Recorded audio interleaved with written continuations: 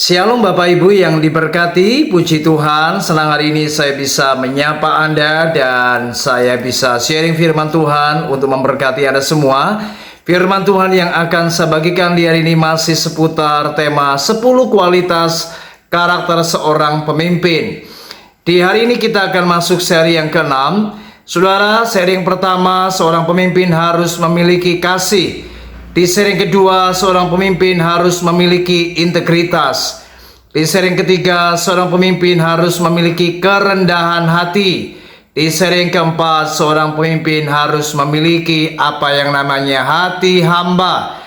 Dan di seri yang kelima, seorang pemimpin harus memiliki apa yang namanya kekudusan. Dan di hari ini kita akan belajar dari Ibrani pasal yang ke-11 ayat yang pertama. Iman adalah dasar dari segala sesuatu yang kita harapkan dan bukti dari segala sesuatu yang tidak kita lihat. Seorang pemimpin harus memiliki apa yang namanya iman. Saudara, iman itu bukan soal apa yang namanya perasaan. Iman adalah bicara soal bagaimana kita menerima dan memiliki keyakinan yang penuh akan apa yang dinyatakan oleh Allah, di mana janji-janji Allah itu dinyatakan di dalam firman-Nya. Orang yang punya iman adalah orang yang percaya penuh dan tidak pernah ada keraguan. Dan iman selalu bicara tentang memandang akan Sang Pemberi janji, di mana orang yang punya iman akan selalu memiliki harapan untuk meyakini apa yang dijanjikan Allah itu pasti akan terjadi.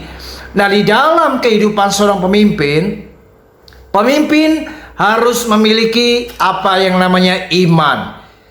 Karena seorang pemimpin harus memiliki apa yang namanya keyakinan penuh akan Tuhan, di mana Tuhan yang berjanji, Tuhan yang menyatakan firman-Nya, tidak akan pernah mengingkari akan perkataannya. Saudara, seorang yang bernama George Muller, kita tahu dia adalah tokoh dari negara Inggris yang oleh imannya maka ia mampu menjalankan pelayanan yang luar biasa. Tidak mudah ia menjadi seorang pemimpin, di mana ia memimpin anak-anak yatim piatu pada waktu itu. Dia berkata seperti ini, saudara-saudara yang terkasih, mulailah dengan cara yang sederhana. Pertama, saya tetap percaya kepada Tuhan sekalipun hanya memegang $10.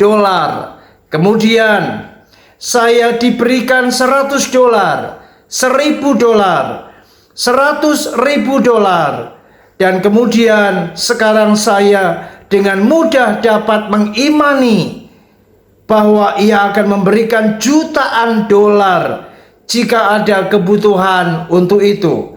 Kemudian George Muller berkata, namun pertama-tama saya harus merenungkan dan melihat dengan cermat apakah yang saya imani itu sesuai dengan janjinya dalam kitab suci.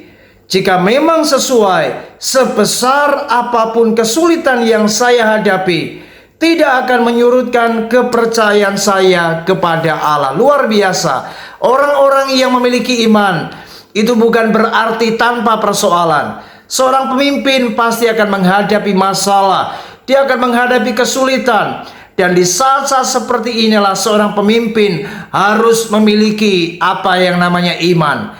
Dia harus yakin sebesar apapun kesulitan yang ia hadapi, seorang pemimpin yang memiliki iman, maka dia akan tetap percaya Tuhan pasti akan menyelesaikan.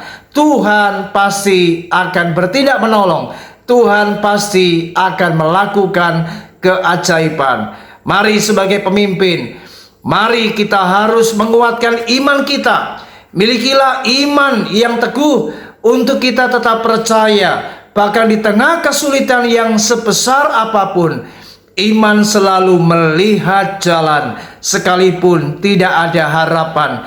Iman selalu melihat adanya pertolongan Tuhan, kuasa Allah yang besar melampaui segala apa yang kita hadapi. Jadilah pemimpin yang memiliki iman. Karena itulah hal yang sangat penting, karena oleh iman itulah kita akan memiliki sebuah keyakinan yang makin bertambah, yang makin kuat, sehingga kita menjadi pemimpin-pemimpin yang dapat membawa orang-orang yang kita layani, mereka melihat Tuhan, mengalami Tuhan, dan menyaksikan betapa Tuhan itu sungguh ada, dan Tuhan itu besar, Tuhan itu nyata, dan oleh iman maka segalanya menjadi mungkin. Jadilah pemimpin yang memiliki iman. Tuhan Yesus memberkati. Shalom.